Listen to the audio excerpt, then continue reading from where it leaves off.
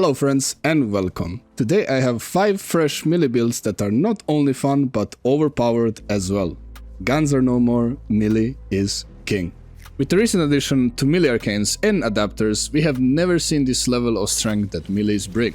We will also briefly be going over some honorable mentions for weapons that could not fit the list.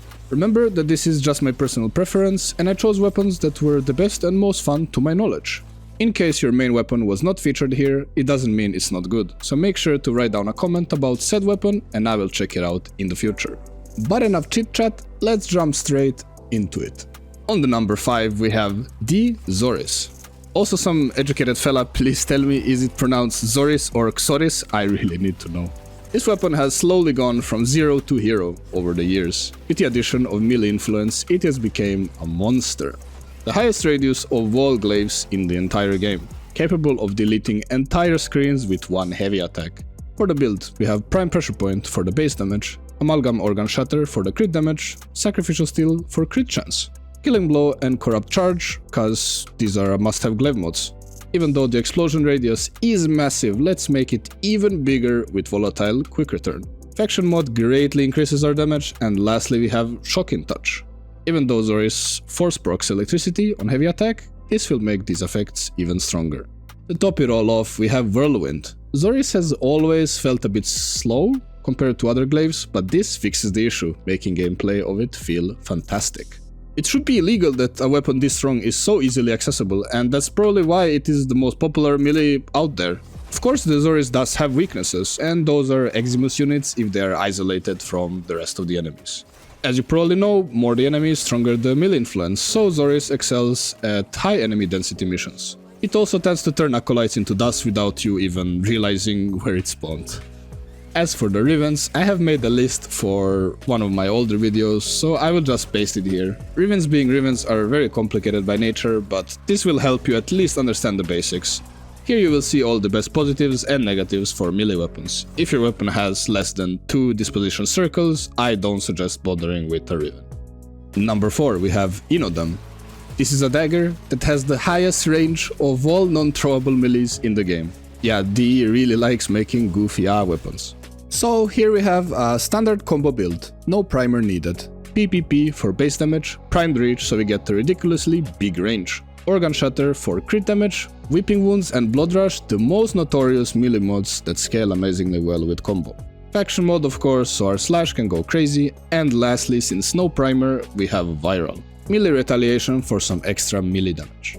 As for Tenokais, the most useful ones from my experience are Disciple's Merit, Dreamer's Wrath, and Opportunity's Reach. All these mods have one thing in common. One way or another they control the Tenokai, either by increasing the window of opportunity or making it more consistent, so these are all great options. As you probably noticed, we don't have any attack speed on the build. Well, if you take a look at the evolutions, you will see why.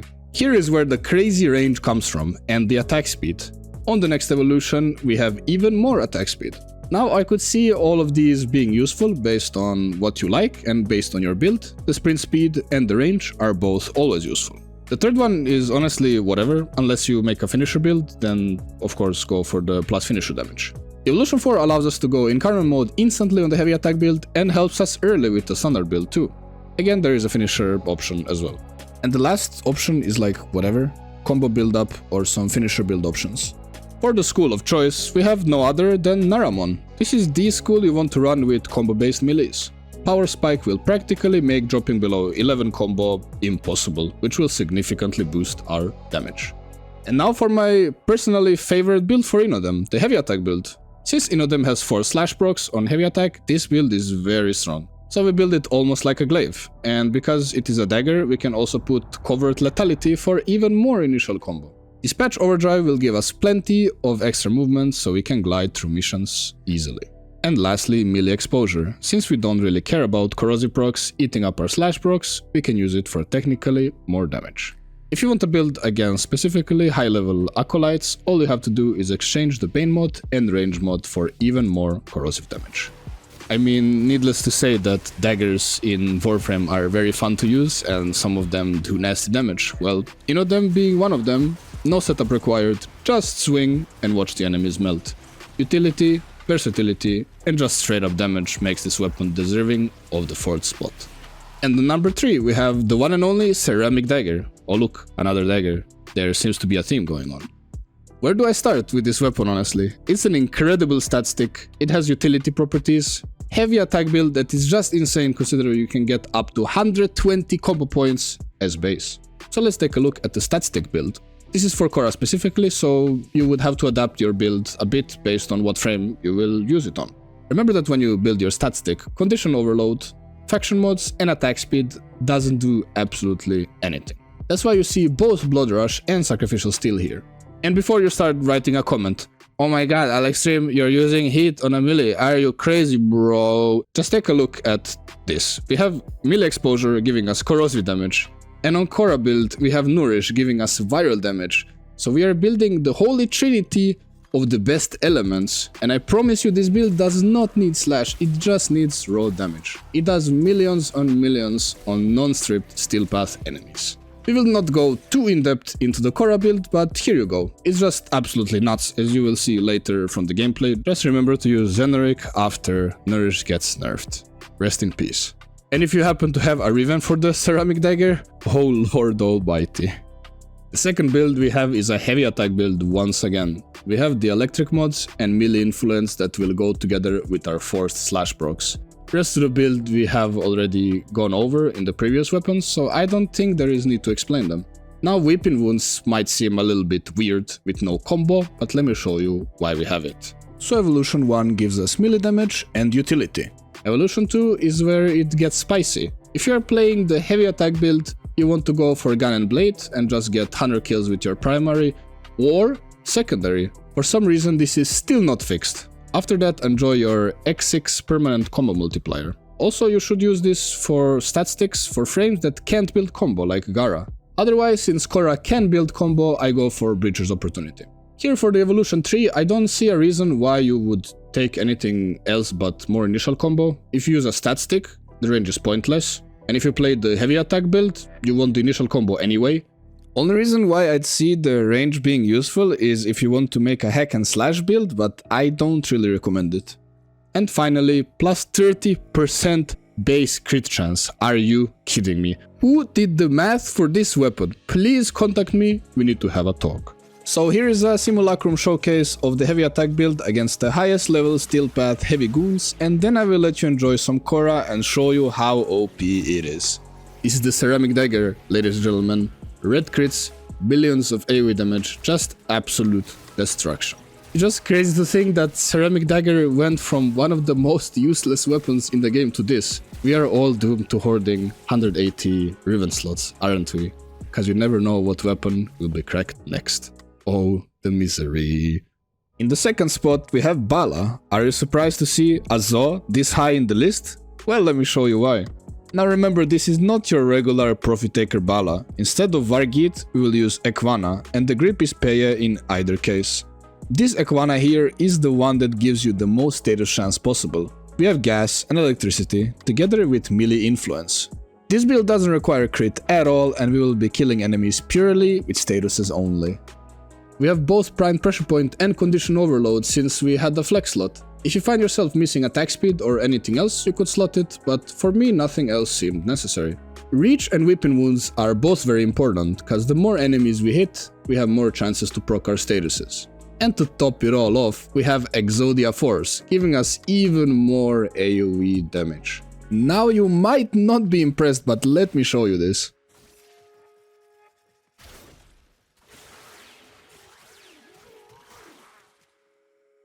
Yes, that was one light attack. And why is it so good? Because of our ugly ass primary called Argonac. And if you check the build on this thing, yep, that's all you need. Metal Auger will allow us to fully strip enemies almost instantly and effortlessly with only our melee. Honestly, I remember making a tier list, and where did I put gas? Let me fix that. Even though you might think that gas doesn't scale very well, but it kinda does, since the enemies will not have any armor. In case of you having a way to group enemies, then it just becomes ridiculous. So who knows if this is intended, but enjoy it while it lasts. You can of course use Exodia Contagion on the Balla, you just need to change one of the components. But the Exodia build is much more known than this one, so I decided to mix it up a bit.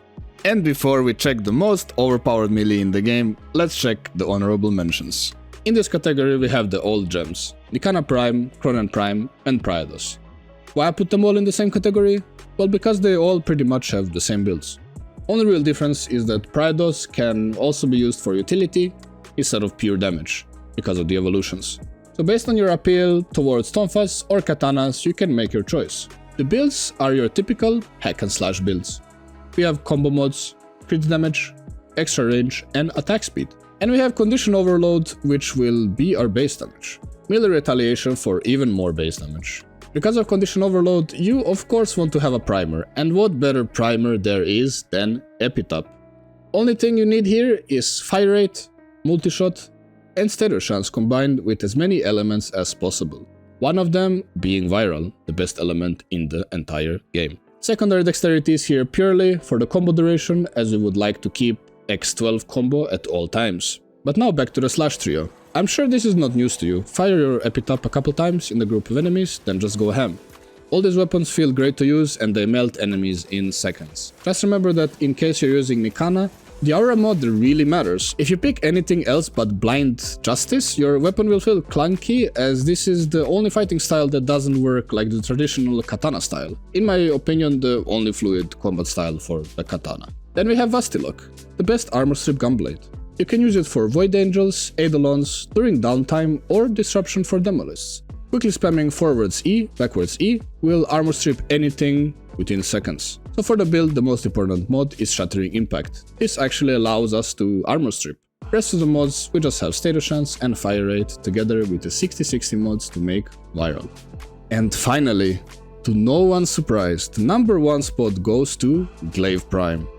So unless you have been living under a rock, you know that Glaive Prime is the king of melees. So we build it very similarly to xoris, with the exception that we don't even need an element on it. Everything will either be deleted by the massive base damage or the 4 slash procs that come from the heavy attacks. And since we can't really make Tenokais useful, we run Dispatch Overdrive, cause who doesn't like more movement speed? And we don't really need the Whirlwind since the Glaive is already really fast. Melee Retaliation, since this is one of the only arcanes that will actually boost our slash procs. I would also like to not have Rivens on my weapons in videos, but I'm sorry, I can't. I already used 24 ma for this video, please don't make me use anymore.